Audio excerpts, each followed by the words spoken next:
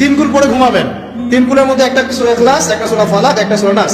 কি হবে এটা পড়লে? নবী সাল্লাল্লাহু আলাইহি ওয়াসাল্লাম বলেন দৃশ্য বা অদৃশ্য, মানে যা দেখা যায় যা দেখা যায় না, এই দৃশ্য অদৃশ্যের জগতের কোনো ক্ষতি তাকে স্পর্শ করবে না। প্রোটেকশন, আল্লাহর পক্ষ থেকে প্রোটেকশন।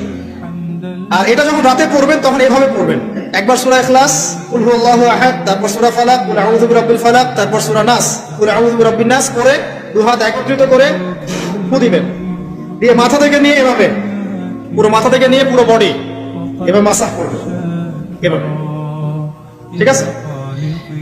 এটা তিনবার করবেন, একবার না। একবার পড়বেন আরেকবার তিনবার। এরপরে পড়বেন সূরা কাফিরুন। কোন সূরা? কুল ইয়া আইয়ুহাল কাফিরুন লা আ'বুদু মা তা'বুদুন। এই সূরাটা পড়বেন লাকুম দীনুকুম ওয়ালিয়া দীন পর্যন্ত। কি হবে? আল্লাহ রাসূল সাল্লাল্লাহু আলাইহি ওয়াসাল্লাম বলেন যে রাতের বেলা ঘুমানোর আগে কেউ যদি সূরা কাফিরুন তেলাওয়াত করে ঘুমিয়ে যায়, আল্লাহ পাক ওই ব্যক্তিকে শিরকের পাপ থেকে মুক্ত রাখবে ইনশাআল্লাহ।